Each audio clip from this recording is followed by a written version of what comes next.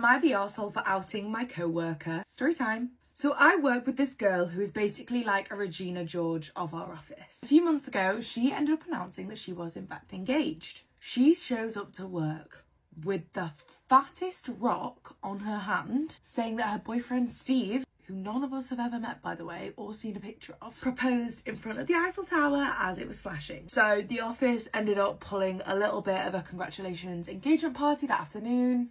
HR got some balloons in, we got a nice little banner. This is when Girly Pop starts to pull the bride card, leaving early for dress fittings. She's handing off work to me because I'm not in a relationship and I wouldn't understand how exciting this era is for her. I was absolutely fuming, but I kept it cute. This wasn't until last week she went to my boss and told her that I was missing deadlines and she felt that I had really dropped the ball. So I get pulled in for a disciplinary meeting. And this is why, Huns, you keep an email chain of things, because I had receipts. This was my final straw. So now what you've done, Amy, is you've pissed me off. And I start to do a little bit of detective work because if you can't tell, I thought that this whole thing was a little bit shifty.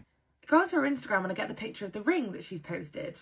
Amy is a square French tip kind of girl. Her nails in the picture, long, oval, bubble bath 2 coats, topping with chrome. Not her usual nails. So this is when I get the spectacular idea to reverse image search the picture.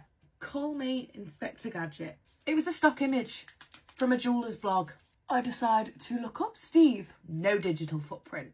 So this is vile. This is absolutely vile. Ugh. I decide to DM one of Amy's old school friends who tells me to be aware because she makes up new boyfriends and has been since 2014. So at the next team meeting, after Amy made some snide comment, she's all like, some people don't understand the stress of wedding planning. And I say, yeah, well, it must be hard planning for a wedding with a man that doesn't exist. Dead silent. Sharon from HR choked on her tea. And my girl hasn't been back in the office since. And tomorrow I have a meeting with HR to talk about my bullying. So what do you think? Was I wrong here?